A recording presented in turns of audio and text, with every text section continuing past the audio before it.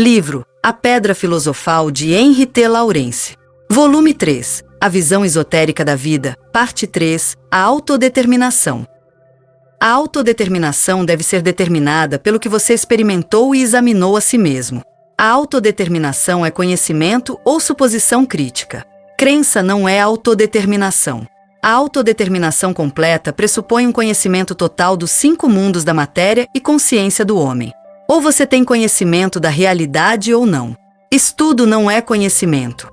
O estudo, ou aprendizado, inclui não apenas fatos, mas também hipóteses e teorias em uma mistura tal que mesmo os especialistas acham difícil separar os fatos das ficções, suposições, teorias. O homem que está estudando ou aprendendo é crítico ou acrítico. O homem compreensivo pode ser, no entanto, acrítico, pois a compreensão por si só não é suficiente para diferenciar fatos e ficções. O homem crente é convencido e permite que a emoção absolutize tudo o que ele quer acreditar. Ele acredita em ficções e as defende por provas. Ele pode aceitar quase todos os pseudofatos, particularmente os históricos. O homem crítico parte da ideia de que exploramos apenas uma pequena fração da realidade. Ele sabe que todo conhecimento é fragmentário. Ele evita toda a absolutização. Ele não aceita nada além do que foi definitivamente explorado, pelo que novos fatos são excluídos. Na prática, isso significa que ele se contenta com uma suposição provisória, uma hipótese. Portanto, quando confrontado com a escolha entre dúvida e crença, o homem crítico permanecerá um cético. Para ele, a crença é evidência de ignorância. O homem crítico é autocrítico, pois tem plena consciência do poder sugestivo daquilo que é fictício e ilusório. Quanto mais seu intelecto se desenvolve, capacitando a desenvolver seu aprendizado e experiência, menos crente e mais crítico o indivíduo se torna. O trabalho individual é importante para quem deseja se desenvolver. O exame individual liberto da dependência dos outros. Um exame minucioso demonstra a insuficiência do aprendizado. A condição da autodeterminação é o conhecimento da realidade, o exame crítico sobre o que você sabe e o que não sabe, o que é conhecimento, suposição ou crença.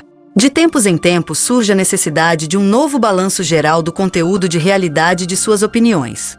As ficções muitas vezes escorregam para o seu subconsciente como se tivessem passado despercebidas. Quanto mais estritamente você procede neste escrutínio, mais ficções você descarta e mais facilmente você vê através da fictícia de novas verdades. O exame demonstra o que há de duvidoso e falho nas visões dominantes. As visões tradicionais são em grande parte construções imaginativas. As opiniões e avaliações do indivíduo civilizacional são de tal tipo que devemos ser gratos por serem independentes deles. A opinião pública não é fonte de informação. O ditado "todo mundo diz, todo mundo faz" fornece uma razão muito forte para examinar se não devemos pensar, sentir, dizer e fazer diferente. A pesquisa científica começou a nos fornecer conhecimento da realidade. Mas quase tudo ainda precisa ser explorado. A lei da autorrealização obriga o indivíduo a buscar por si mesmo, encontrar por si mesmo, realizar por si mesmo. A história mostra que essa busca em muitos aspectos se assemelha a uma peregrinação. Cabe ao indivíduo decidir por si mesmo o que quer aceitar ou duvidar. Ele também será o responsável pela idiotização de sua razão. As autoridades podem muito bem buscar o que valem.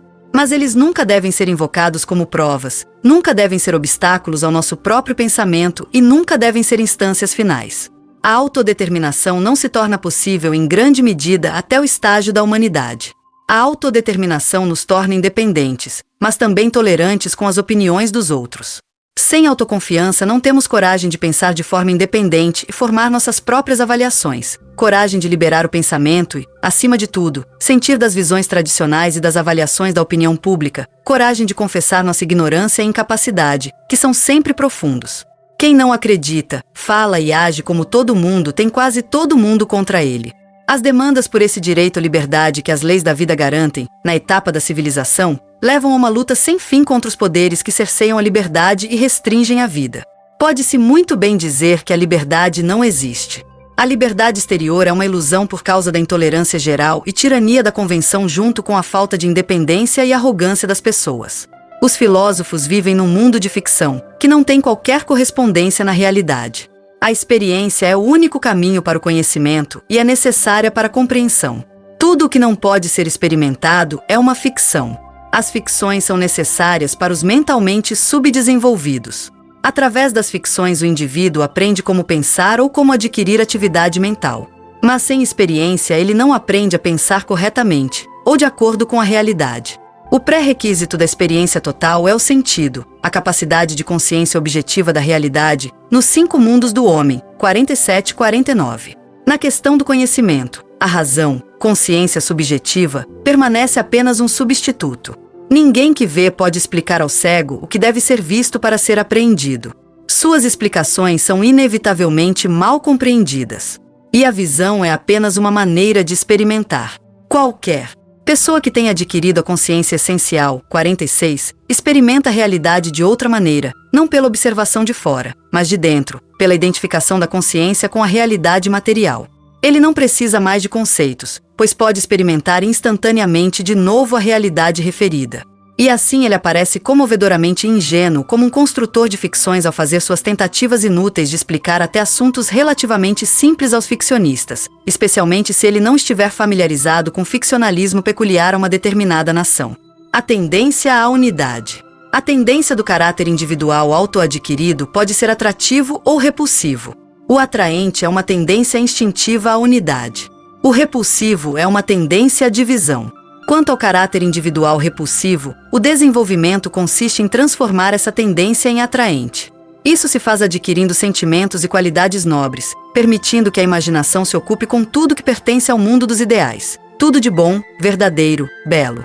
Nesse processo, o receptor e o emissor da capacidade vibratória emocional são elevados às espécies moleculares das vibrações atrativas. No curso do desenvolvimento, toda a humanidade finalmente atinge o estágio de cultura. Como resultado disso, o coletivo se torna uma ajuda mútua em vez de um obstáculo, como ocorre nos estágios inferiores. Tem maior dificuldade em adquirir a tendência à unidade quem tem a tendência oposta e busca o enobrecimento em um ambiente sem entendimento, egoísta, rancoroso, imoralista, culposo. Não é fácil para alguém adquirir estima, admiração, devoção, respeito, reverência, quem absorveu o desrespeito e o desprezo por tudo que é superior que está no espírito da época e na literatura, que se manifesta na calúnia universal, lançando suspeitas sobre o motivo de todos, rebaixando toda a grandeza e maculando todos os gênios em biografias. Não é fácil adquirir confiança nas pessoas quando o espírito da época tenta mostrar como todos e tudo não são confiáveis. Não é fácil adquirir generosidade e magnanimidade quando o espírito da época promove o cultivo de todo tipo de mesquinhez e vulgaridade. Não é fácil adquirir bondade, afeição, cordialidade para com todos quando o espírito da época é indiferente, negativo, cruel. Não. É fácil adquirir tato, consideração, paciência quando o espírito da época encoraja a falta de tato, intromissão, arrogância. Não é fácil adquirir qualidades nobres quando o espírito da época exibe e fomenta a tendência diametralmente oposta. Não é fácil e não se faz sem o trabalho metódico e sistemático do próprio indivíduo para o enobrecimento. Esse trabalho seria facilitado através do apoio mútuo em associações de pessoas afins. A lei da compreensão. A compreensão é o conhecimento atualizado e latente do self e a experiência elaborada. O self na personalidade é o self em sua limitação temporária. O self tem uma experiência de vida incomparavelmente maior do que a consciência causal. O self passou por todos os reinos anteriores, de involução e evolução. Mas apenas uma pequena fração do conhecimento, qualidades e habilidades do self, que foram adquiridos durante todas as suas involuções e subsequentemente se tornaram latentes, são atualizados pelas experiências da nova personalidade. A consciência causal ainda dorme nos indivíduos no estágio da civilização. É trazido à vida momentaneamente no final da dissolução da personalidade, quando recebe as ideias mentais sintetizadas, se é que existem. Uma vez autoativa, a intuição causal adquire conhecimento infalível dos 5 mundos do homem, 47-49. Mas esse conhecimento fará parte do superconsciente até que o self penetre no centro mais íntimo do invólucro causal. Depende da qualidade do invólucro etérico, o invólucro da colheita, se a compreensão pode ser atualizada ou encontrar expressão. Se faltar a capacidade vibratória nas camadas moleculares físicas correspondentes, então a compreensão permanecerá latente. Se não houver nada que o impeça, o self em sua nova personalidade pode rapidamente reencontrar seu nível anterior de desenvolvimento. A lei da compreensão diz que a compreensão que o self uma vez adquiriu nunca se perde. A compreensão é instintiva, automática e instantânea. Os ignorantes confundem o reconhecimento imediato na primeira experiência com a intuição. Sem as novas experiências necessárias, os conhecimentos, qualidades e habilidades adquiridos permanecem latentes. A consciência desperta é um coletor de experiências e material para conhecimento. Cada coisa que o self adquiriu uma vez se torna compreensão, predisposição, habilidade em sua nova personalidade. O conhecimento memorizado, o aprendizado que não é elaborado e sintetizado em ideias mentais, é em geral inútil. Quanto mais minuciosamente forem trabalhadas as experiências, mais claras serão as ideias quando forem lembradas novamente, mais marcadas serão as predisposições. O trabalho que foi gasto nisso está pronto para o futuro. É necessário ter um fundo sólido de experiências gerais e similares antes que as impressões possam 48 ser sintetizado em ideias. O homem primitivo aprende extremamente devagar com todas as experiências. É isso que torna o desenvolvimento da consciência no estágio da barbárie um processo tão lento. Em todas as suas encarnações, as pessoas adquiriram ficções de todos os tipos. Estes eles reconhecem imediatamente e podem rapidamente assimilar sistemas ficcionais inteiros como se as ficções fossem autoevidentes. Se tal sistema dominou o indivíduo anteriormente, então, quando reencontrado, reassume seu antigo poder pelo direito de sua evidência. Muitas pessoas tomam essa evidência como prova da verdade, inspiração divina, intuição. Se o sistema ficcional for assimilado de novo, será um verdadeiro obstáculo ao desenvolvimento do sentido da realidade, à compreensão da realidade. E isso é típico de filósofos, teólogos, juristas. A incompreensão surge quando diferentes conteúdos de experiência, diferentes perspectivas, diferentes graus de experiência de vida, diferentes graus de realização e compreensão são colocados nas mesmas palavras. Aqueles que não levam isso em consideração em suas relações com outras pessoas serão mal interpretados. Absolutamente falando, nenhuma personalidade pode entender qualquer outra, apenas se aproximar do entendimento. Você entende mais facilmente aqueles que estão no mesmo nível. Aqueles no mesmo clã são os mais fáceis de todos. Mas não há garantia, porque o caráter individual de cada um difere do de todos os outros. A consciência essencial, 46, traz consigo uma comunidade de consciência e, portanto, uma compreensão completa. As faltas e falhas do homem. A moralidade são as teorias dos moralistas e o moralismo são essas teorias colocadas em prática. Isso provavelmente cobre o essencial que deve ser dito sobre o valor real da concepção dos moralistas. Sem conhecimento da realidade, das leis da vida, do desenvolvimento e do método para alcançar o objetivo da vida, você tem uma moralidade convencional, mas não uma concepção racional do que é certo. O homem não é basicamente um ser mau. No estágio da barbárie, ele é um ser emocional primitivo com uma razão subdesenvolvida, uma vítima indefesa da atividade de seu elemental emocional. Essa atividade é determinada pelas influências do ambiente, vibrações nos tipos mais baixos de matéria emocional. Essas vibrações não promovem seu desenvolvimento. Aquelas que ele mesmo emite não podem ser mais nobres. Durante milhares de encarnações, o homem tem sido como um lobo para o homem naquela guerra de ódio que ainda está sendo travada em nossa terra. Também no estágio da civilização domina a atitude egoísta e rancorosa que adquiriu há muito tempo. Não é de se admirar que o homem seja mau. A culpa disso é a culpa comum de todos nós. Cada um deve cumprir sua parte, que é grande. A maneira mais rápida de torná-lo bom é lutar pela unidade. Em sua ignorância, os moralistas não suspeitam da importância para o indivíduo de faltas e falhas óbvias, que também são fatores de desenvolvimento e ajudantes na vida. As falhas indicam a ausência do discernimento e compreensão necessários, a necessidade das boas qualidades opostas, de equilíbrio e moderação. As falhas nos ensinam a reconhecer na vida os erros de moralidade e moralismo, e a descobrir em nós mesmos aquilo que teimamos em perceber apenas nas outras pessoas. O que os moralistas consideram adequado chamar de faltas e falhas não precisa entrar em conflito com as leis da vida em nenhum aspecto, mas pode ser falhas aparentes ou principalmente inexistentes. Precisamos de uma nova visão fundamental do homem, para substituir aquela que os moralistas inocularam, hostil à vida, que nos ajude a não nos concentrarmos nas faltas e defeitos, mas nas boas qualidades, nos ajude a aceitar o indivíduo como ele é e assim ajudá-lo em sua luta na vida. Pois o coração conhece a sua própria amargura, por mais que as aparências sejam enganosas. Não ajudamos culpando, apenas abraçando a todos com nossa bondade. Por ser quem é, o homem, com todas as suas óbvias imperfeições, é tão perfeito em seu nível de desenvolvimento quanto a pedra no mar, o lírio no chão e a besta na floresta. Ele deixou esses reinos para trás em seu desenvolvimento, embora ainda esteja longe do reino do segundo self, em algum momento, pelo direito inalienável de sua divindade potencial, alcançará esse objetivo, assim como os outros objetivos da vida. Através dos vários reinos naturais, o indivíduo adquiriu inúmeras qualidades e habilidades. Os inferiores são pré-requisitos dos superiores e são gradualmente substituídos por novos. A maioria deles o indivíduo não tem mais uso. Pode haver muitas causas para o fato de que numerosas habilidades ainda desejáveis não podem se fazer sentir. O indivíduo não precisa delas nesta encarnação particular. Seriam obstáculos ao desviar seu interesse de outros mais importantes. A personalidade talvez seja forçada a se especializar em talentos menos desenvolvidos ou ausentes. A incapacidade também pode depender de uma má colheita. Se forem necessárias no futuro para seu desenvolvimento posterior, essas qualidades, uma vez adquiridas, mas agora latentes, podem ser rapidamente atualizadas. Cada nível de desenvolvimento implica a aquisição de novas qualidades ou habilidades. Eles podem ser classificados de 0 a 100%, desde os primeiros esforços desajeitados até a perfeição. Aqueles alcançados 100% são descartados.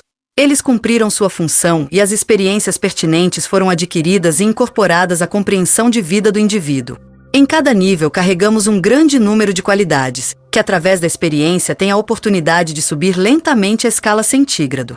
Se eles são encontrados muito abaixo da escala, nós os chamamos de falhas, uma vez que falham com perfeição. Essas falhas são corrigidas durante o desenvolvimento posterior. As falhas não dependem necessariamente do nível de desenvolvimento, das ficções e ilusões pertencentes a esse nível, ou da ausência de qualidades positivas, não desenvolvidas ou inativas.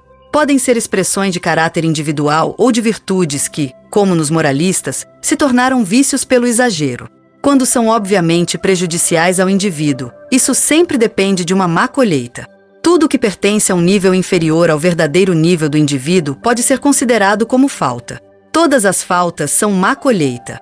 Todas as falhas óbvias são uma colheita muito ruim. Nós os incorremos cometendo erros deliberadamente, não cometendo erros quanto a leis da vida ainda desconhecidas por causa da ignorância. Nós os incorremos por nossa presunção, abuso de conhecimento e poder, crimes contra a unidade. 99% deles dependem de julgarmos as faltas dos outros ou lançarmos suspeitas sobre os nobres da vida em níveis superiores. Por meio de nossas fofocas e julgamentos, neutralizamos o esforço do indivíduo para se tornar um ser humano melhor. As falhas são impostas ao indivíduo. Somente experiência, muitas vezes longa e amarga, pode ensinar com eficácia ao indivíduo o que ele deve aprender, mas não quer aprender. Ao sermos afetados pelas faltas que condenamos, aprendemos finalmente a compreender que não devemos excluir ninguém da unidade. De todas as faltas, julgar parece ser a mais difícil de curar. Pode fazer parte da má colheita que o indivíduo não consiga reconhecer suas próprias falhas. Então elas precisam ser intensificadas para finalmente se tornarem suficientemente evidentes. O indivíduo pode ser relativamente bom, verdadeiro, justo, tolerante, magnânimo, etc. ad infinitum. Ao mesmo tempo, ele pode ser relativamente mau, mentiroso, injusto, intolerante, tacanho, etc. ad infinitum. Uma coisa é certa: suas ideias de certo e errado, bem e mal, pertencem ao seu nível e se desenvolvem em cada nível. O homem no estágio da civilização é uma totalidade de todas as coisas contraditórias que ele herdou, que lhe foram impostas pela educação, que ele pegou automaticamente e aprendeu por si mesmo. Ele é em geral um centro caótico de reações com modos opostos de pensar, sentir, falar e agir, de complexos surgidos por acaso. Os moralistas tentam classificar as pessoas de acordo com seus defeitos. E mesmo que você consiga convencer as mais altas classes intelectuais dos efeitos nocivos da moralidade e do moralismo, ainda assim sempre haverá moralistas enquanto existir ódio no mundo. Portanto, deve-se enfatizar mais uma vez que o indivíduo não pode ser classificado de acordo com suas faltas. As faltas mais graves podem ocorrer ainda na fase da humanidade, porque são más colheitas. E ninguém pode escapar disso. Avaliação da personalidade. No estágio de idealidade, o homem está finalmente em casa em seu verdadeiro mundo. O self, como um ser causal, está livre da sempre grande limitação de sua personalidade. Antes disso, o self é aquilo que foi revivido através das experiências de novas encarnações. Ao avaliar a personalidade, você deve considerar o conhecimento, as qualidades e as habilidades latentes do self, que podem ser rapidamente revividos por novas experiências. O essencialista, o self no nível 46, pode avaliar a personalidade. Porque isso requer não apenas conhecimento do caráter individual, nível de desenvolvimento, encarnações anteriores, significado da última encarnação e colheita atribuída, mas também consciência de comunidade. O psicanalista poderia analisar a personalidade por 100 anos sem alcançar a clareza, pois o superconsciente do self permanece inacessível. O que pode ser extraído do subconsciente por meio da interpretação dos sonhos pode ser interessante, mas ainda diz respeito apenas às camadas superficiais do oceano da consciência. A análise da consciência ou caracterologia nunca pode ir além do conhecimento dos tipos e das inferências gerais. Não pode avaliar o caráter individual. A análise é um empreendimento difícil, do qual particularmente os moralistas, com sua ignorância, incapacidade de avaliação objetiva, fanatismo e falta da mais elementar compreensão da vida, devem desistir. Mesmo generalizações sistemáticas tornam-se facilmente derivações e divisões arbitrárias. Indivíduos diferentes podem obter as mesmas qualidades por meio de experiências totalmente diferentes. Um exame de encarnações anteriores é inevitável. A superficialidade fica evidente, pelo fato dos psicólogos ainda não terem descoberto as duas tendências opostas e sua importância fundamental. Indivíduos que são mais velhos por eras e estando assim em um estágio superior de desenvolvimento, podem ser avaliados pelos psicólogos como em um nível inferior a um indivíduo no auge da série de encarnações relativas aos seus desníveis, com as qualidades aperfeiçoadas e boa colheita acumulada desse nível. As outras personalidades de uma série são encarnações de especialização nas quais aparece apenas uma fração das qualidades latentes do self. A personalidade que teve a oportunidade de melhorar qualidades e habilidades imperfeitas, ou de desenvolver as que faltam em novas esferas da vida, pode parecer muito perdida e imperfeita antes que suas experiências tenham sido sintetizadas em encarnações subsequentes. As avaliações feitas pela ignorância da vida são sempre errôneas. Os homens julgam pelas aparências, boas ou más colheitas e suas manifestações, sucesso ou fracasso, julgamentos de outras pessoas e, acima de tudo, de si mesmos. Se nos fosse possível avaliar, então o culto das aparências não seria tão completamente realizado e tão eficientemente apaixonante. As aparências em que o indivíduo se destaca perante o seu tempo e a sua posteridade podem ser tão ilusórias como a fada morgana do deserto. A aparência, tanto a favor quanto contra ele, pode ser uma colheita determinada pelo destino. Sua aparência é muitas vezes o papel que o indivíduo escolheu para desempenhar no baile de máscaras do teatro mundial. Sua aparência é muitas vezes o padrão de comportamento que ele foi forçado a assumir no ambiente em que cresceu ou está trabalhando. O que os homens sabem sobre os motivos, muitas vezes ocultos até para o próprio protagonista? Analisam uma máscara, um papel, um robô de convenções, ou, quem sabe, um protesto indignado contra toda aquela farsa. O que eles sabem sobre as pessoas mais próximas a eles? Pais, irmãos e irmãs, filhos. A vida ainda misericordiosa concede aos hipócritas, aos sábios mundanos e às pessoas convencionais, aquelas que fazem da decência um fetiche, para ter aparências para elas. Aqueles que se recusam a participar do culto das aparências, que aparecem como são, muitas vezes têm as aparências contra eles de uma maneira mais difícil do que a vida pretendia. O significado do velho ditado, "o mundo quer ser enganado", é que as aparências enganam aqueles que escolhem as próprias aparências. Quanto mais os doutores em literatura tentam descrever as personalidades com verdade, mais claramente demonstram sua dependência das aparências de eventos acidentais, de circunstâncias insignificantes. Muito seria ganho se interpretações psicológicas e avaliações moralistas em biografias fossem consideradas como provas de falta de confiabilidade. A inutilidade do julgamento é evidente nas avaliações concedidas a diferentes encarnações do mesmo self, avaliações que muitas vezes são extremamente contraditórias, dependendo da aplicação da lei da colheita. A fala é remediada através de experiências mal sucedidas, a falha curada por má colheita. Os homens não suspeitam que, em geral, não cometem senão erros, mesmo acreditando que são muito espertos. O que os homens sabem sobre motivos? Apenas um exemplo pode dar algumas indicações. Você pode mostrar sua gratidão porque é de boa forma, é sábio, compensa. Fazer o contrário seria tolice. As pessoas fofocam e exageram. A gratidão é uma qualidade nobre. Você, naturalmente, é grato. É claro que você é muito nobre, etc. ao infinito. A gratidão pode ser sentida como uma dívida, um dever, um benefício. As qualidades têm graus diferentes. Grau, motivo, nível andam juntos. Nada é tão facilmente falsificado quanto seu motivo. O autoengano atribui a si mesmo a coisa mais elevada de que já ouviu falar. A falta de independência na avaliação é evidente se você explorar o veredito público. O que outras pessoas dizem sobre um indivíduo é fofoca e calúnia. Sua incerteza fica clara pelo fato de que, com a eterna instabilidade emocional de seus julgamentos, quando a emoção não é dirigida por complexos, os homens acenam de um lado para o outro como caniços ao vento enquanto as fofocas sopram. As avaliações individuais dos homens são extremamente subjetivas, feitas a partir de seu próprio nível com sua experiência e percepção limitadas, suas idiosincrasias individuais, ficções e ilusões que eles aceitaram sem suspeitar, e as manifestações de egoísmo, que eles também consideram infalíveis. O nível de julgamento aparece no existente em que a relativização é usada. Os julgamentos da maioria das pessoas são absolutos, mas as qualidades do indivíduo raramente são desenvolvidas 100%.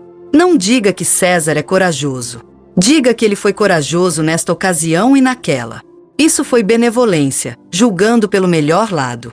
O ódio sempre vê, mas pelo pior lado. Os motivos de egoísmo, antipatia, ódio são inúmeros. Os livros podem ser preenchidos com razões e expressões. Desastrosa é a ânsia do ódio em encontrar falhas e faltas em almas nobres em níveis superiores, para não dizer avatares.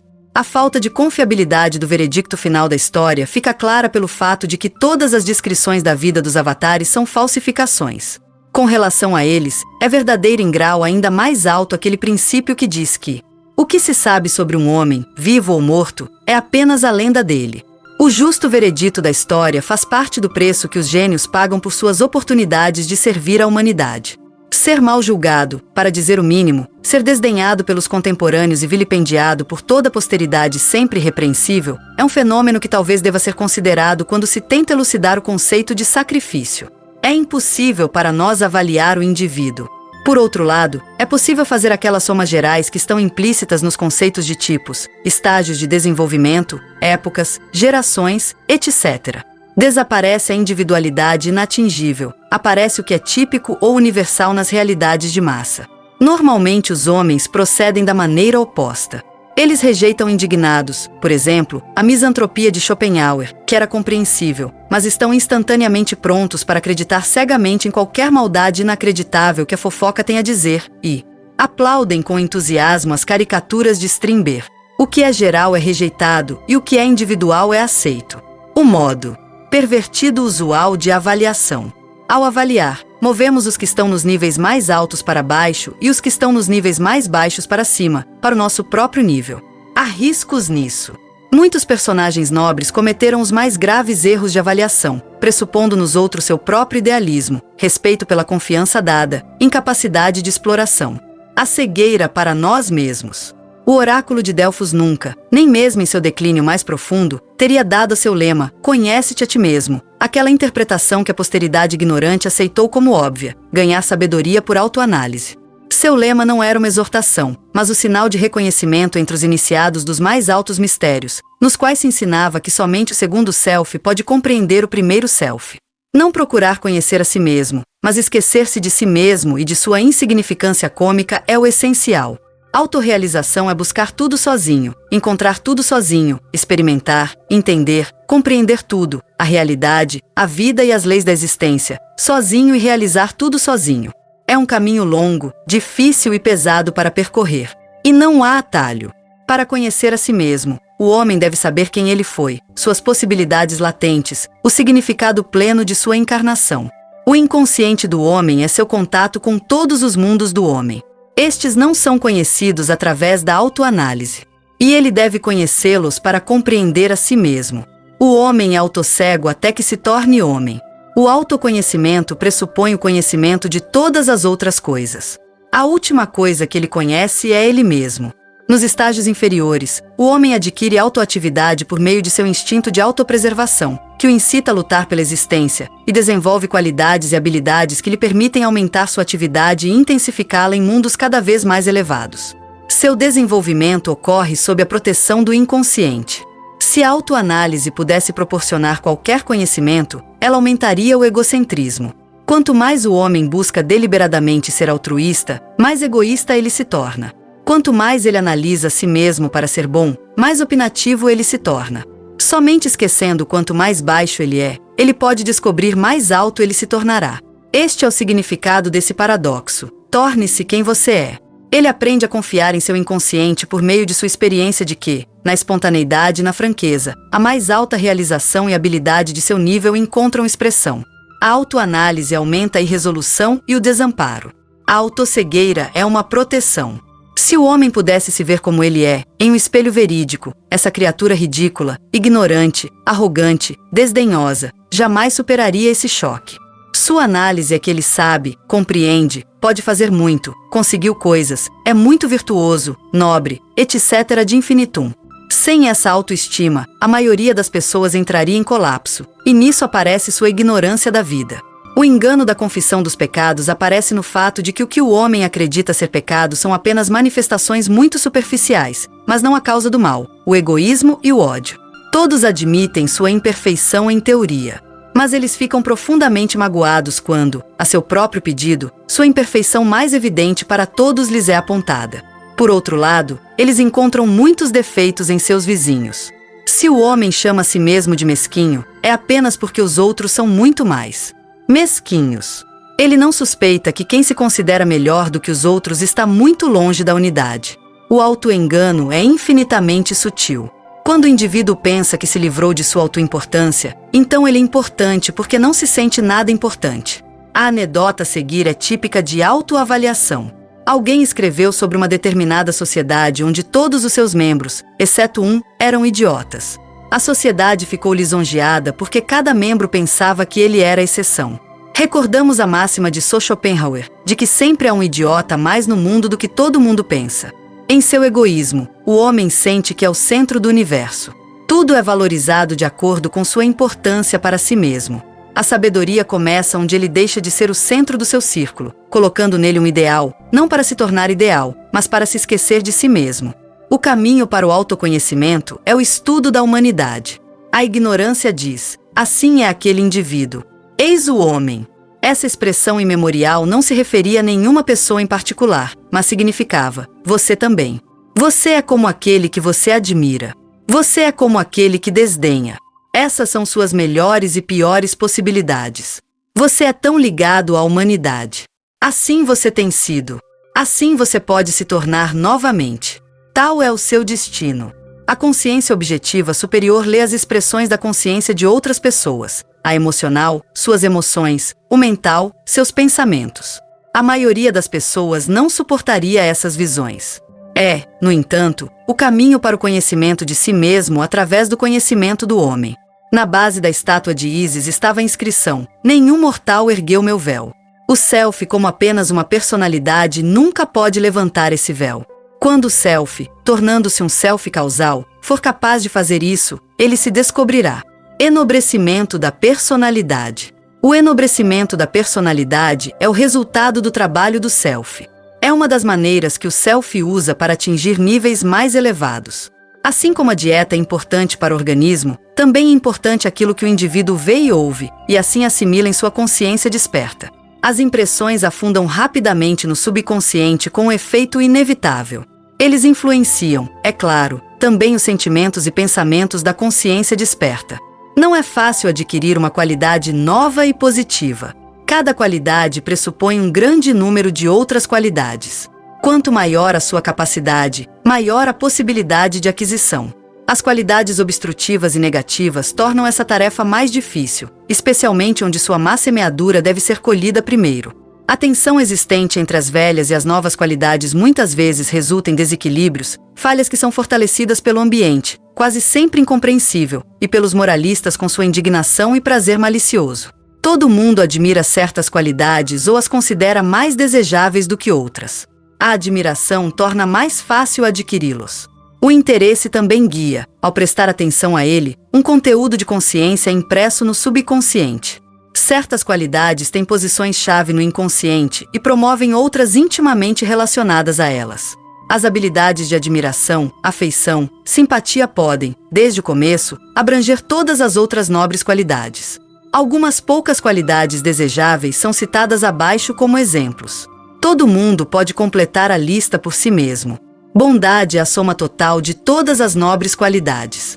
É claro que a ignorância abusa da palavra bondade, resultando em confusão de ideias e falsificação da concepção do que é certo e dos ideais. Para que os ideais sejam realizáveis, eles devem tomar o lugar da autoimportância. Isso implica simplicidade. Você deixa de ser o que não é, sentindo tudo menos o que reconhece como certo e verdadeiro, fingindo para enganar ou agradar os outros.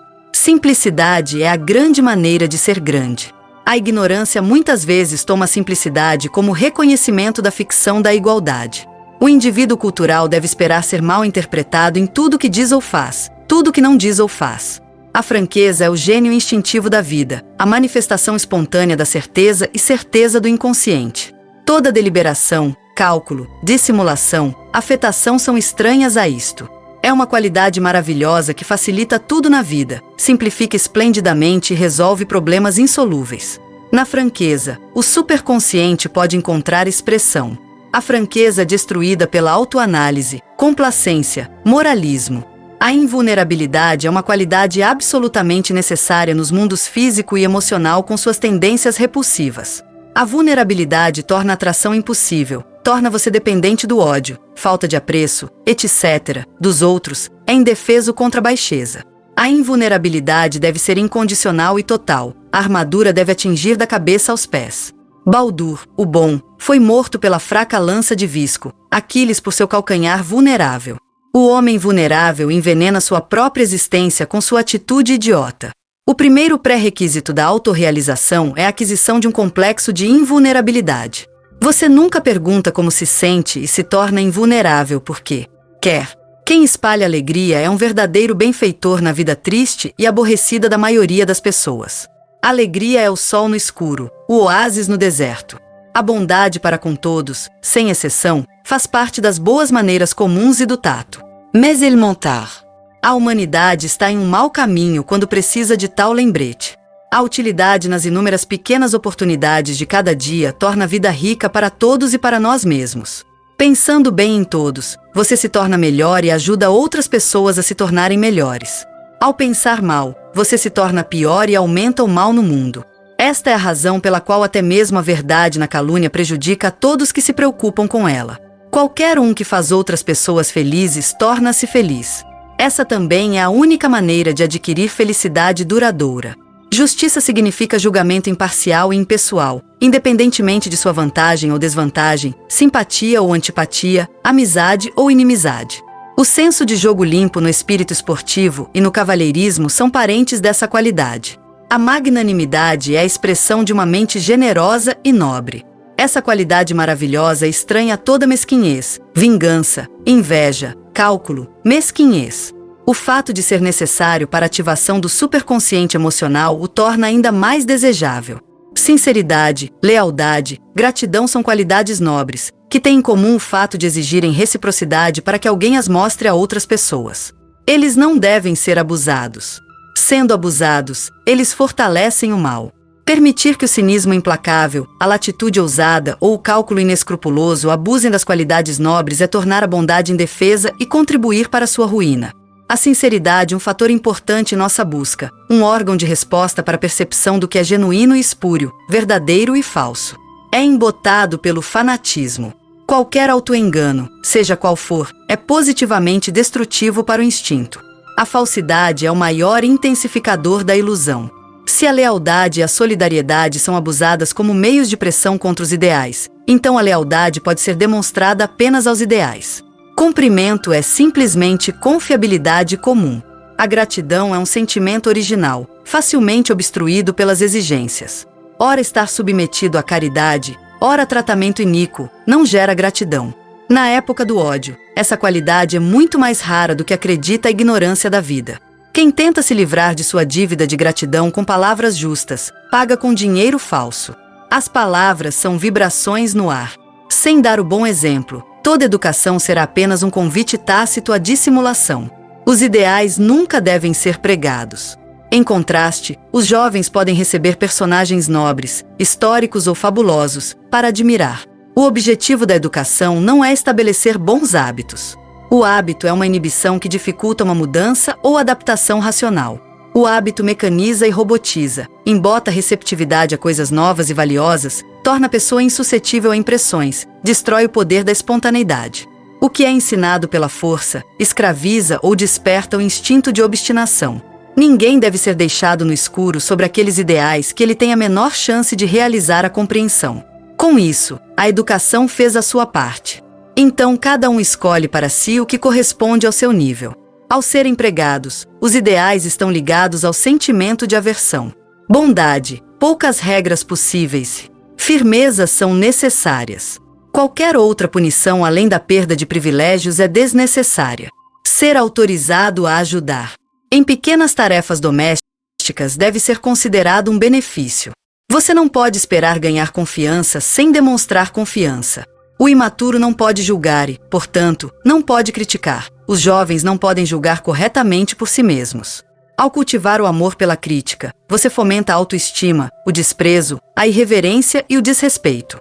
A crítica pressupõe um conhecimento total da esfera particular de conhecimento pertinente. Não convém a ninguém, muito menos aos jovens, criticar os gênios do passado. A arte de viver. A arte de viver é a aplicação da compreensão da vida adquirida. Assim como a sabedoria da vida, ela tem muitos graus.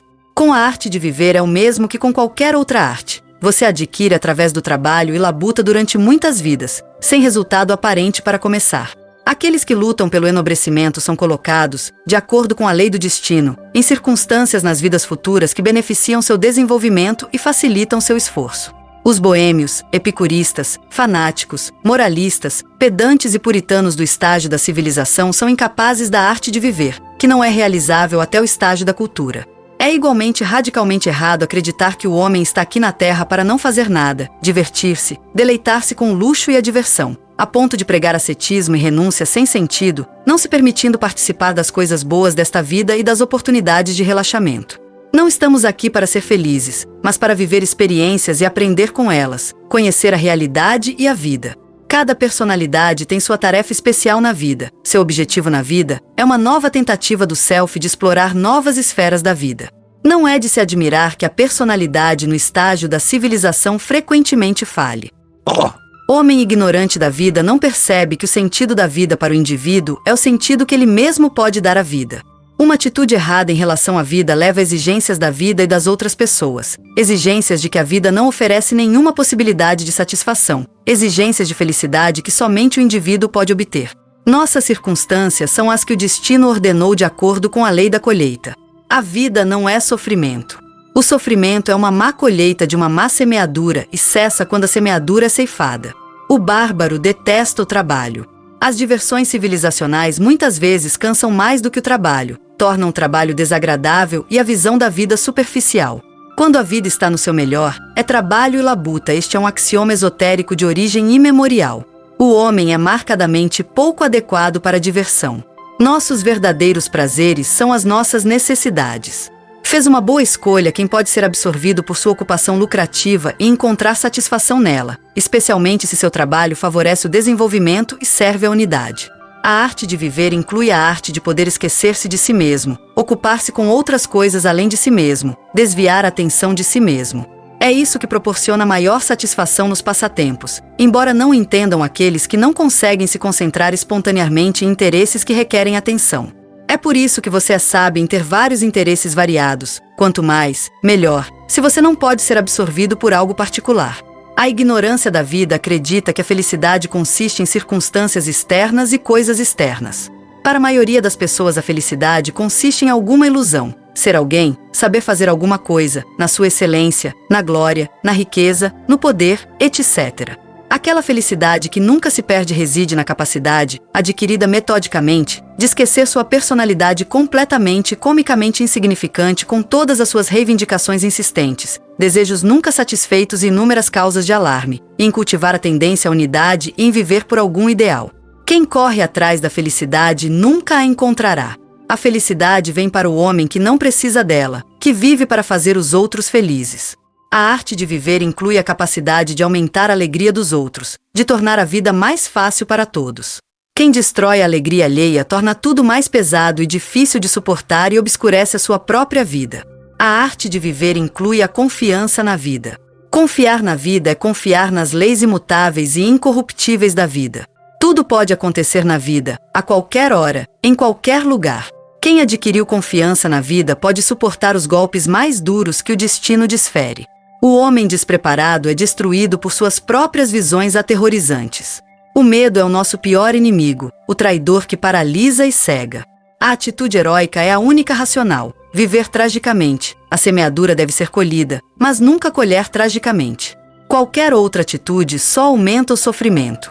Faz parte da sabedoria da vida não perder a compostura que você tem lutado contra os desastres de antemão, não ampliar os desastres concentrando-se neles. Como regra, nada será tão bom quanto você espera, nada tão ruim quanto você teme.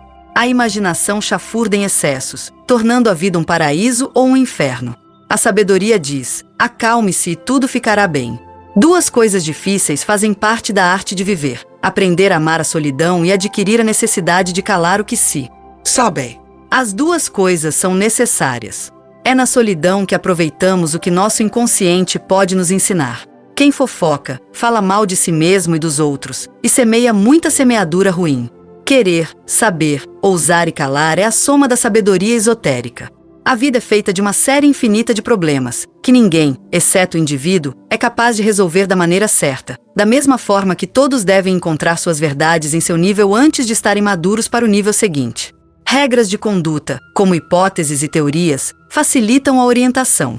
Com isso, eles serviram ao seu propósito. A regra é a experiência generalizada, a construção pela sabedoria post-facto para explicar um certo curso de ação, e pertence a um nível particular. A regra deve ser individualizada para se adequar ao caso concreto. Quem precisa de regras não tem capacidade de julgar o caso e de adaptar a regra. Regras de conduta pertencentes a todos os níveis muito altos confundem e estupidez. Quanto mais regras você coletar, mais irresoluto você será. Se as regras forem tornadas compulsórias, elas lançarão as bases de todos os tipos de inibições, com consciência culpada, neurose, agonia diante da vida. Nem mesmo na ação deliberada você age de acordo com as regras, mas com naturalidade, conveniência e, posteriormente, instintivamente, espontaneamente. As pessoas podem muito bem ser privadas de suas ficções, mas não de ilusões, a menos que sejam obviamente prejudiciais. A cegueira na vida costuma ser um véu de misericórdia, muitas vezes necessário para alcançar a plena eficiência, privando o indivíduo muito cedo das ilusões que fazem a vida valer a pena para ele, que enchem sua vida de interesses e fontes de alegria, que o elevam e enobrecem. Prestamos a ele um desserviço muito sério. Muitas pessoas foram assim privadas de seus ideais, de sua alegria de viver, do conteúdo de suas vidas. Os moralistas são especialistas nesses erros da vida. Os obstáculos à autorrealização. A tendência à divisão. O caráter individual tem sua própria tendência, adquirida muito antes da causalidade. Isso não significa, no entanto, que as vibrações que influenciam o indivíduo de fora não sejam importantes. Pelo contrário, eles são decisivos. Em estágios inferiores. No éon emocional, as vibrações cósmicas têm principalmente um efeito repulsivo e, portanto, as influências universais são desfavoráveis. Assim, pode-se dizer que o instinto emocional do indivíduo civilizacional é mais ou menos repulsivo. Os Atlantes eram a quarta raça raiz, a raça raiz emocional. Sua missão histórica era enobrecer a emoção. Nisso eles falharam, como sabemos. As nações pertencentes a esta raça raiz ainda cultivam o nacionalismo, a intolerância e a arrogância da tendência à divisão. Eles são seduzidos a isso até certo ponto pela ainda jovem raça raiz ariana. Mas isso não é defesa. A raça mais velha deveria ter sido um exemplo para os mais jovens. Aqueles que compreendem o que se entende por responsabilidade coletiva talvez possam traçar os resultados disso ao longo dos tempos. Deve-se salientar a esse respeito que a má colheita do indivíduo pode fazer com que ele nasça em uma raça que tenha uma má colheita. Tanto a raça quanto o indivíduo devem ser admirados por causa de sua atitude heróica perante a vida e não devem ser desdenhados, o que é uma idiotice. É claro que o indivíduo civilizacional tem sentimentos atraentes. Enquanto ele estiver em condições que satisfaçam seu egoísmo, ele se mostra solidário com as outras pessoas. A tendência repulsiva se afirma sempre que seu egoísmo bem disfarçado não é satisfeito. Aqueles que são capazes de fazê-lo, escolhem para si um ambiente agradável e boas relações. Isso facilita consideravelmente o auto-engano. O indivíduo sente-se cheio de nobreza, boas resoluções, etc. E felizmente não suspeita da extensão de seu egoísmo. Além disso, ele consideraria seu egoísmo justificado e o altruísmo romântico e absurdo. A emotividade pura é desejo. O desejo é mentalmente cego, é iluminado pela razão e se une ao pensamento. Assim surgem os sentimentos, que são desejos coloridos com pensamento, onde o desejo é a força dinâmica. No estágio emocional, o pensamento não pode controlar um sentimento diretamente, mas apenas indiretamente por meio de outro sentimento, geralmente o diametralmente oposto. Qualquer sentimento, qualquer que seja, pode ser fomentado pensando metodicamente. Geralmente eles surgem despercebidos, uma vez que o indivíduo não está interessado no controle da consciência, pela atenção que lhes é dirigida. A maioria deles é inata, latente, cultivada em muitas vidas e pode facilmente recuperar sua força anterior. Um sentimento é desenvolvido pelo pensamento que se concentra em uma certa razão. Assim, por exemplo, o homem desenvolve inveja ao comparar constantemente suas próprias condições com as de pessoas mais favorecidas, e é claro que pode ser tão intensificado que fica instantaneamente inflamado sempre que ele vê ou ouve falar de alguém que tem algo, conseguiu algo, etc. A ilusão da inveja está ligada à ficção da injustiça da vida, e pode ser enfraquecida pela percepção de que todos os tipos de comparação entre indivíduos são enganosos. O prazer malicioso, que se deleita com a má colheita alheia, está relacionado com a inveja. Quanto mais forte for a tendência ao ódio, mais fortes se tornam esses sentimentos negativos. O sentimento é intensificado pela repetição, desde a expressão mais fraca e imperceptível da consciência até o afeto mais intenso. Quão sutil pode ser o sentimento? Fica claro na observação de La Rochefoucauld de que nos infortúnios de nossos melhores amigos sempre encontramos algo que não nos desagrada. A inveja é tão comum quanto é grande a ignorância da vida. Muitas pessoas invejam todos os que estão em melhor situação do que elas e ressentem todo o seu sucesso. A inveja é obviamente uma estupidez fatal na vida, porque sendo vítima dela você se priva daquilo a que de outra forma teria direito. Quem se alegra em e com outras pessoas faz uma boa semeadura a si mesmo. Enquanto ficcionalismo moral, esse produto típico da civilização e da tendência à divisão, dominar a humanidade com seus dogmas, continuará a censura de outras pessoas, e o resultado será o julgamento mútuo e eterno. Esquecem-se com isso que todo mundo tem o direito de ser o que é, desde que conceda o mesmo direito aos outros. A análise do ódio sobre os traços e comportamentos alheios é resguardada por uma garantia indignada de que é apenas uma questão de tentar entender melhor. Nenhuma análise pode permitir a compreensão, que é sempre espontânea. Uma das consequências mais graves do moralismo é o desprezo idiota, talvez a única qualidade que todos tenham aperfeiçoado 100%. Se já se tornou um hábito, é gradativamente estendido e desabafado em mais e mais pessoas. Essa fantástica nitidez busca e encontra em todos os lugares motivos para um desprezo cada vez mais profundo. Também a nossa língua tem um grande número de palavras que denotam as diferentes expressões de desprezo, repúdio, escárnio, arrogância, condescendência, desrespeito, falta de tato, distanciamento, irreverência, crueldade, etc.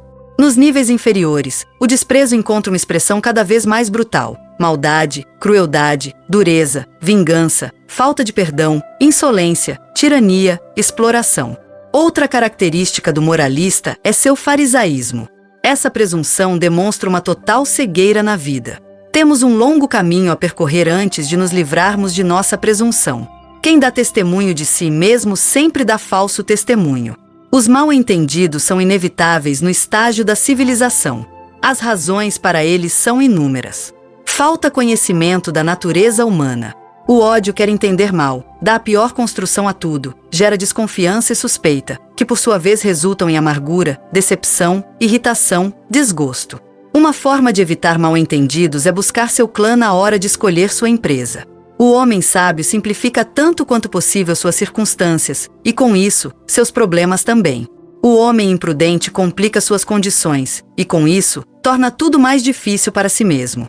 O subjetivismo, que se espalhou como uma epidemia da filosofia para todas as esferas da cultura, elevou a arbitrariedade a um princípio. Isso combina perfeitamente com o espírito de ir em frente de ousadia sem discernimento, a autodeterminação de vontade própria e obstinação. Todo mundo é o mestre de sua sabedoria. A ficção da igualdade intelectual e cultural de todos proclamada pela democracia fortaleceu ainda mais a confiança da indiscriminação geral na autoridade de sua ignorância. Temos o insight e a compreensão de nosso nível, não de níveis superiores. É claro que isso pode irritar aqueles que têm todas as outras coisas. A autossuficiência da autoafirmação, a presunção da autoglória, a presunção da autoimportância, toda essa psicopatia tão comum, que sempre parece irresistivelmente cômica para os estranhos, é característica da tendência negativa e se origina em um complexo de igualdade construído erroneamente que busca compensação na autoestima arrogante. Os homens sempre cometem o erro de levar a si mesmos muito solenemente e os outros muito a sério. Não somos nem de longe tão importantes quanto pensamos. Estamos muito longe do objetivo. Outras pessoas não pretendem ofender como a suspeita imagina. A maioria das pessoas não tem consciência de suas palavras e ações desajeitadas, sem tato e estúpidas, e fica sinceramente surpresa ao perceber que poderia ofender ou machucar outras pessoas. A irritabilidade geral tem o efeito de que a maioria das pessoas mal percebe seu próprio comportamento. Os dogmas. A liberdade de pensamento é restringida pelos dogmas vigentes. Dogma é o oposto de liberdade intelectual. As hipóteses são necessárias. Essas suposições provisórias são as tentativas do pensamento de explicar a realidade e seus processos. A atitude racional é examinar todas as teorias para se familiarizar com os resultados da pesquisa científica, mas não aceitar nenhuma teoria, mas aguardar os novos resultados que inevitavelmente virão. É através da sucessão infinita de hipóteses que a ciência progride. O perigo está à mão apenas quando as hipóteses são transformadas em dogmas, são defendidas pela emoção e, portanto, tornam-se absolutas. Dogma é uma hipótese que, tendo sido posta em votação, foi declarada pela maioria como válida para sempre. Subjacente ao dogma está o principal axioma da opinião pública, dizendo que se a ignorância é multiplicada por um número suficientemente grande, então o resultado é conhecimento. Quando uma explicação é estabelecida como válida para sempre, ou quando ela é aderida apesar de ser evidentemente uma visão obsoleta, então o pensamento foi proibido. Os dogmas, proibições do pensamento livre e correto, podem ser divididos em religiosos, filosóficos, morais, científicos e sociais. Os fundadores das religiões têm aparecido em tempos de desorientação geral com a dissolução dos sistemas ficcionais dominantes até então, com a iminência do caos, a fim de oferecer uma perspectiva aceitável ao espírito dos tempos.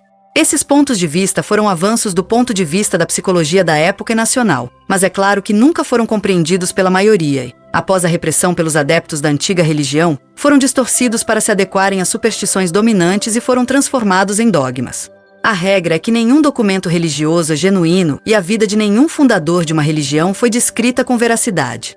No entanto, não são os elementos espúrios de todas as religiões os pontos de consequências fatais, mas a marca patente da infalibilidade colocada sobre eles. Essa marca de patente é sempre falsa. Não existe conhecimento infalível. É a marca registrada, que reforça a crença cega e torna possível reprimir os dissidentes, abusar da autoridade e alimentar o fanatismo. Nenhuma obra literária é melhorada colocando uma marca de patente nela. Toda obra deve defender sua justificação por seu conteúdo de realidade, não invocando autoridades infalíveis. De acordo com a lei implacável da autorrealização, todos devem buscar e encontrar a verdade por si mesmos. Isso seria reduzido a nada, a menos que todos tivessem a possibilidade de escolher e de escolher errado. Aqueles que pregam conhecimento infalível carregam um fardo pesado de responsabilidade sobre eles, o que não é uma frase ociosa, embora seja abusada por todas as pessoas irresponsáveis em cargos de responsabilidade. Um dogma moral é um regulamento destinado a ser aplicado a todos em todas as circunstâncias.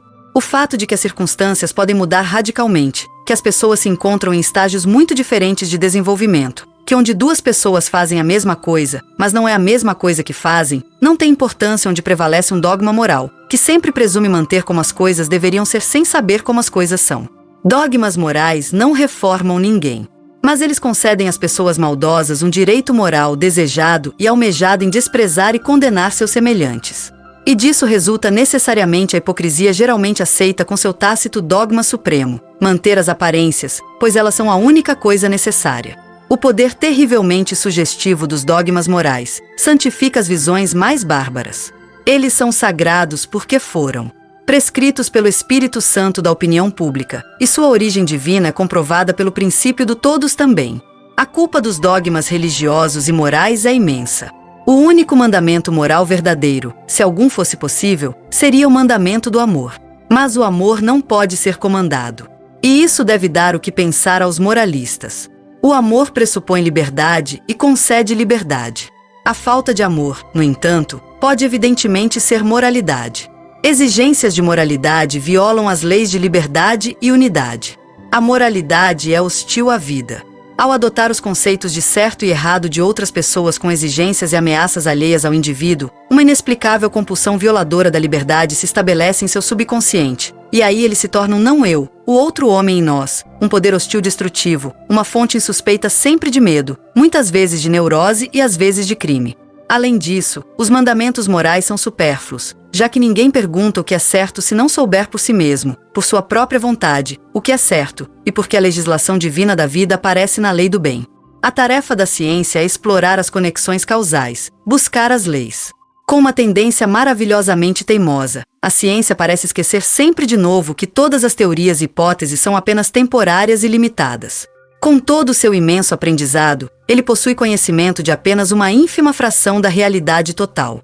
Ele se gaba de estar livre de superstições e de ter um pensamento livre. A história da ciência, no entanto, testemunha de forma diferente. Rejeitar sem exame o que parece improvável, o que é estranho e desconhecido, como já foi toda descoberta revolucionária, ainda não é incompatível com a atitude científica. O inexplorado é chamado de Deus pelos religiosos e de fraude pelos cientistas. O instinto do provável, ou sentido positivo da realidade, ainda está em seu estágio inicial. Toda visão de mundo científica permanecerá fictícia. Não há conhecimento infalível da realidade. A superestrutura mental do esoterismo é pouco mais que uma sugestão dessa realidade nunca suspeitada pelo indivíduo normal. Além disso, não há possibilidade de construir um sistema de pensamento exato e compreensível para um intelecto com tão poucos conceitos de realidade. Todo conhecimento humano, mesmo esotérico, permanece necessariamente um conhecimento parcial e, como tal, sempre enganoso e defeituoso em certos aspectos. Também os dogmas sociais têm seus mártires. Pois dogmas e mártires são inseparáveis, pois a intolerância, a inveja e a necessidade de perseguição fornecem aos dogmas sua contínua razão de ser. A total ignorância da vida, não menos importante, a ignorância de todas as leis da continuidade e desenvolvimento da sociedade, em conjunção com a crença louca e cega dos governantes totalitários em sua infalibilidade, enquanto for permitido que o poder irresponsável exista, continuamente e sempre novamente trazer a humanidade para a beira da destruição. A dependência. Existe dependência consciente e inconsciente. O tipo consciente se submete à autoridade. Para ela, as hipóteses e teorias científicas da época são a verdade do Evangelho. O tipo inconsciente é parcialmente resultado da sabedoria impressa no homem na infância. A mente confiante, aberta, sensível e receptiva da criança foi infectada com todos os tipos de ficções, concepções sem conteúdo de realidade. O adulto nunca suspeita de onde tirou todas as superstições ineradicáveis, que terá de aturar pelo resto da vida, como ideias inatas. Ele se esqueceu de como os conseguiu. Mas ele sabe que as tem. Muito do que existe no subconsciente veio para lá por engano, por assim dizer, despercebido, sem intenção. Você o leu ou ouviu uma ou duas vezes sem prestar muita atenção ao assunto. Ele simplesmente está lá, e você o aceita como algo autoevidente quando ele aparece. Quanto mais o aprendizado se expande, mais perdemos nossa visão e capacidade de nos orientar tanto no mundo do aprendizado quanto no mundo da realidade, e mais dependentes do julgamento dos outros nos tornamos. Há riscos nisso, como fica claro na expressão especialista restrito. O conhecimento parcial perde facilmente o olhar para a dependência da parte do todo e das partes umas das outras. A necessidade de orientadores, cuja tarefa exclusiva seria resumir os resultados parciais em pesquisas maiores, é sentida cada vez mais fortemente. Todos nós precisamos de autoridades. Todos nós devemos ter autoridades. Ninguém além do tolo sabe, compreende e entende tudo. Na maioria dos casos, nem mesmo nos é possível julgar a confiabilidade da autoridade em questão, julgar o que é provável ou razoável. Só excepcionalmente podemos decidir se a autoridade se baseia em fatos ou em ficções. Devemos nos contentar com suposições provisórias e por nossa conta e risco, pois não devemos jogar a responsabilidade sobre mais ninguém. Cabe a nós escolher a autoridade, escolher corretamente e aceitar quando a autoridade é certa. Buda também incutiu em seus discípulos que o próprio indivíduo é responsável por aquilo que aceitará como verdadeiro e correto, que a responsabilidade não deve ser lançada sobre as autoridades, os ditos dos sábios, os escritos sagrados, as tradições, que não se deve aceitar desnecessariamente o que não compreende, não reconhece como correto, não se examinou. Um dos maiores obstáculos ao desenvolvimento geral do coletivo é esse tipo de dependência que possibilita a opinião pública com seu culto de dogmas em todos os campos. A opinião infalível da maioria sempre foi o recurso das massas carentes de independência.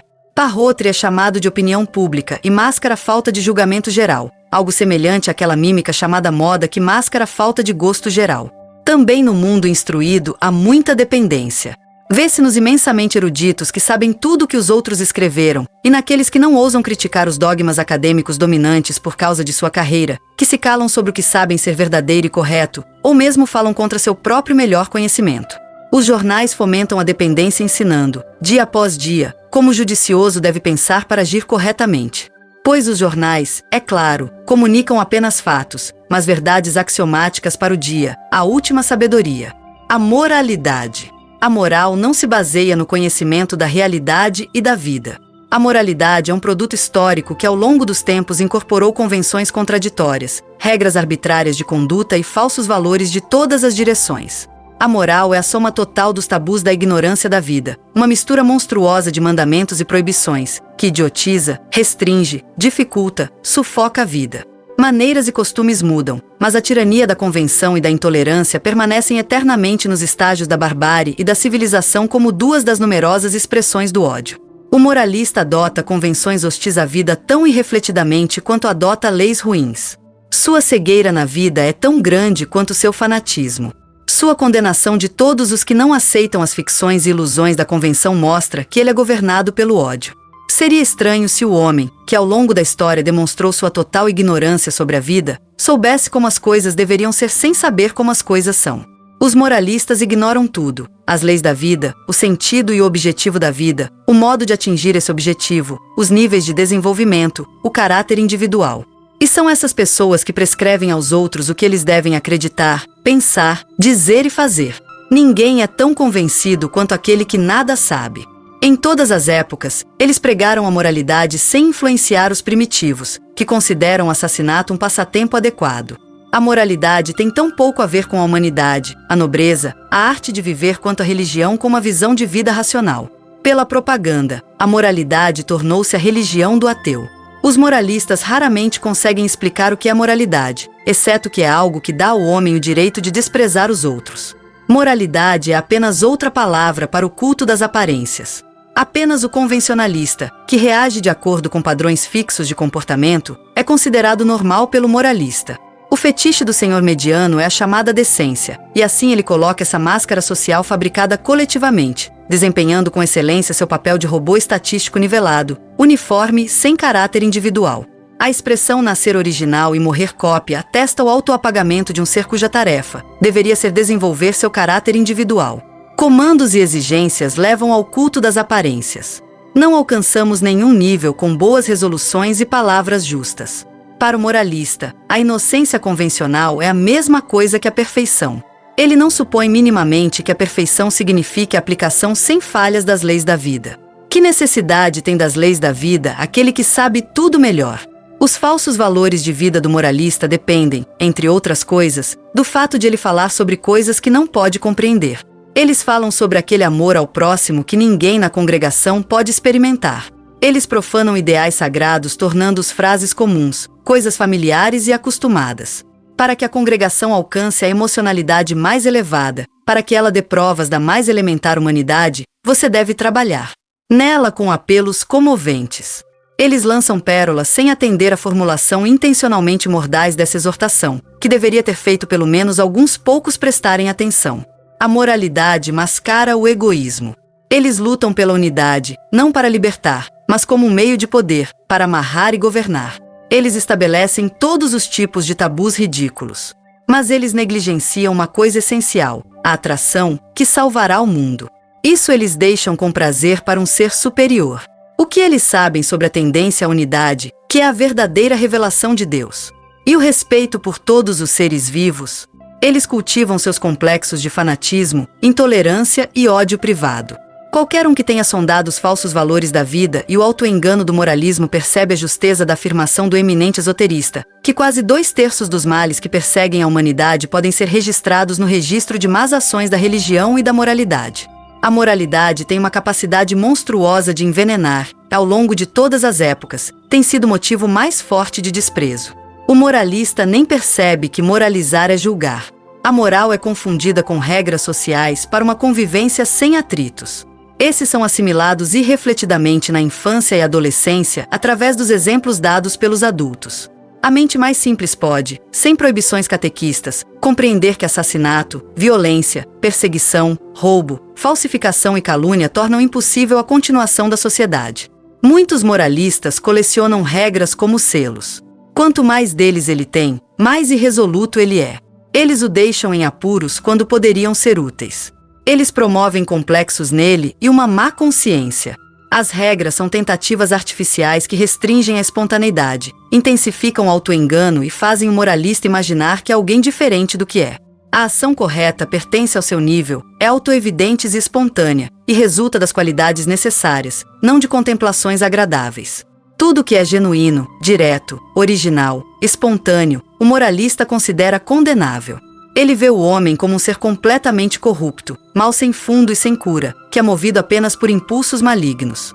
Quando o influxo borbulhante do inconsciente, essa fonte de vida, se esvaiu, quando o indivíduo se tornou uma automação de todos os tipos de complexos inibitórios e hábitos mecanizados, quando a capacidade de viver no presente e absorver o poder vitalizante e libertador das impressões da vida foi destruída, quando tudo se tornou um sistema bem ordenado de regras, comandos, proibições e todo tipo de prescrições, confissão de pecados, má consciência, remorso, autodesprezo e angústia. Diante da vida, então e somente então o homem é moral e salvo. O resultado dessa loucura é que o que não se impressiona permanece descontrolado, e os personagens nobres se tornam impróprios para a vida ou são arruinados. O moralista desconfia da vida. Ele não suspeita da finalidade da vida ou da incapacidade de sua ignorância de percebê-la. Felizmente, porém, tudo está tão bem arranjado que nem mesmo o moralista mais magistral poderia propor qualquer melhoria. Todos desenvolvem por meio de experiências as próprias qualidades às quais sua encarnação visa.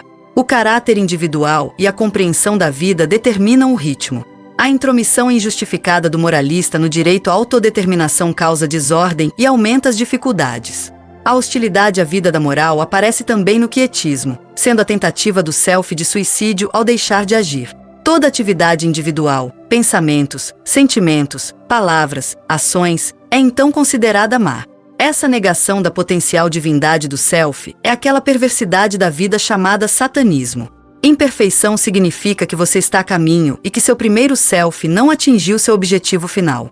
Claro que a tentativa de suicídio falha, mas resulta em um atraso, que pode chegar a milhões de anos, e em um curso elementar de nível inferior com atividade imposta ao self.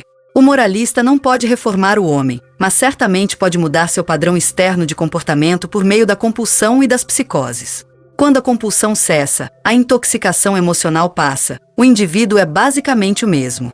As falsas ideias de moralidade incluem a ideia de que o indivíduo se tornará bom obedecendo a princípios. Com certeza, eles serão muito sólidos e bons em sua justiça moral própria quando seguirem cegamente as regras do significado daquilo que eles nunca entendem.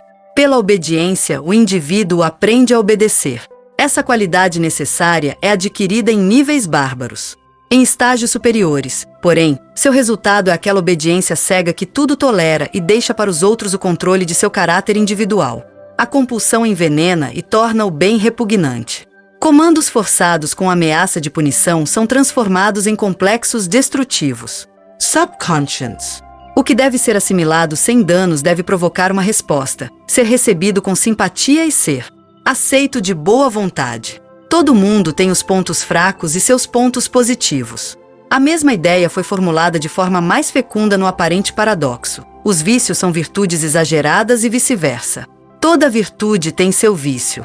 Virtudes e vícios se fundem. As virtudes são o que facilita, os vícios o que atrapalha, a convivência com outras pessoas. O que os moralistas consideram adequado chamar de virtudes e vícios são noções subjetivas do que deve ser considerado adequado ou inadequado.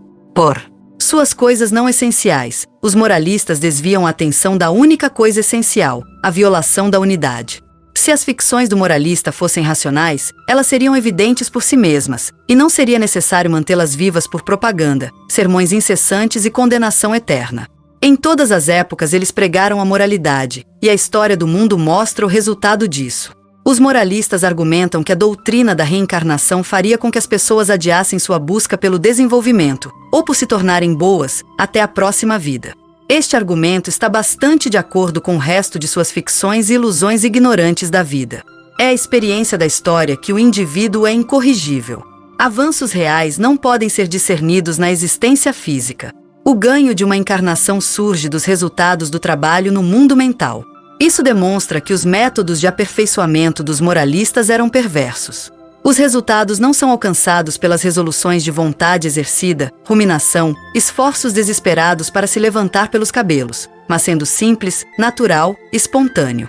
O homem, que se abstivesse indiferentemente de ter as necessárias experiências de vida e aprender com elas, não seria melhor como moralista. Pelo contrário, perderia circunstâncias favoráveis da vida em encarnações futuras e, em vez disso, entraria em desagradáveis compulsões, condições destinadas a ensinar-lhe as experiências necessárias da vida.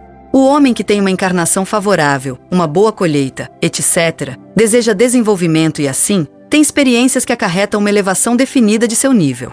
Isso vale para a moralidade como para tudo mais. Você não entende só porque entende entender. Esse é o significado da famosa metáfora. Quem tem ouvidos para ouvir, ouça. O moralismo. O moralismo é um culto à mentira. A ignorância da vida não pode ver através do culto da mentira no estágio da civilização. Mas então, tudo está dentro de nós e fora de nós.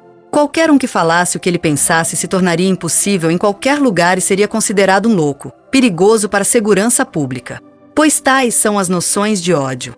Tudo está impregnado de mentiras. A vida social, os negócios, a política, os governos, as igrejas. O essencial não é quem você é, mas quem você aparenta ser. Um sábio indiano que estudou a fundo a Europa perguntou: por que todas as pessoas do Ocidente fingem ansiosamente possuir uma virtude, sinceridade, que ninguém pode praticar em suas relações com outras pessoas? Durante milhares de encarnações aprendemos a mentir por meio da autopreservação, até que a mentira se tornou nossa verdadeira natureza. Moralismo é hipocrisia. Quanto mais rígida a moralidade convencional, mais tirânico o costume, maior a hipocrisia. O moralismo tenta forçar as pessoas a serem o que não são. Como, felizmente, isso é impossível. A autopreservação força o indivíduo a se fazer passar por alguém que não é, e ao fazer isso, ele será, sem suspeitar, uma farsa cada vez maior com o passar do tempo. Você aplica a convenção, se for adequado, e oculta seus crimes da melhor maneira possível. Mas se a sorte está contra você, você transgrediu o mandamento supremo, não se deixará apanhar, e é condenado por todos os moralistas mantenedores das aparências. Há uma lei da colheita, porém, e a vida é misericordiosa, finalmente abrindo os olhos desses moralistas, deixando que eles mesmos sejam condenados. Moralismo inclui fofoca e calúnia. Ninguém é tão mau quanto pintam. É a cínica admissão de como 15 galinhas gordas podem ser feitas de uma pena. Nenhuma pestilência se espalha tão rapidamente quanto o mal fala sobre os outros. Ninguém parece ser capaz de guardar para si a conversa maliciosa que ouviu. A maioria das pessoas calúnia todo mundo, pessoas que eles conhecem pessoalmente e não conhecem, amigos e parentes. Falar dos méritos dos outros não é igualmente agradável. O moralismo mostra-se no autoenvenenamento. O moralista não suspeita de como o processo de envenenamento moralista afeta sua própria vida interior. Ninguém pode se livrar do mal que ouviu. Sempre que a memória da pessoa caluniada surge, suas mentes são preenchidas com a sujeira que eles mesmos absorveram com tanta avidez. É o processo de purificação dos moralistas. Quanto mais você lavar a sujeira dos outros, mais limpas ficarão suas próprias mãos. Moralismo é autocegueira. O moralismo é a moralidade posta em prática. O moralismo é para os outros. Todos são quase perfeitos aos seus próprios olhos, a imperfeição inerente a tudo que é humano desconsiderada, claro. Com essa exceção, somos perfeitos, especialmente se obtivemos o perdão dos pecados. Mas não nos livraremos de nossas faltas tão facilmente assim, nem mesmo por uma confissão pública de pecados. Apenas intensificamos nossa autocegueira. Nossas falhas reais, no entanto, não podemos discernir. Ficaríamos profundamente ofendidos se alguém ousasse completar nossa confissão de pecados com o essencial. Facilmente nos convenceríamos de que fomos totalmente mal interpretados e julgados erroneamente. O moralismo manifesta-se no culto da proibição. O moralista é um subjetivista incapaz de distinguir entre aparência e realidade. Só ele sabe o que é certo e melhor para todos. Quem se recusa a adaptar-se a ele é perigoso para a sociedade. Ele é o homem paternalista que, anulando a lei do desenvolvimento, ordena que o indivíduo mude de natureza e seja imediatamente perfeito. Segundo ele, na verdade, tudo deveria ser proibido. O maior número possível de regulamentos e proibições é o seu lema. O moralismo é uma expressão de ódio. Depois que a religião perdeu seu poder, portanto, seu valor para a perseguição, a moralidade é a melhor arma do ódio. Enquanto a moralidade for útil como meio de perseguição, a calúnia será usada como meio de envenenamento. Como tal, é conveniente e infalível. Ninguém deve estar acima de qualquer suspeita. Nem mesmo os seres superiores encontram o favor dos moralistas. Eles disseram de Jexu que ele era um bêbado e glutão, sentava-se à mesa com prostitutas e vadiava com a ralé nas estradas. É uma pena que não tenhamos um catálogo mais completo de calúnias farisaicas. Os moralistas naturalmente negaram seu parentesco espiritual com esses fofoqueiros. Moralismo é, antes de tudo, julgar.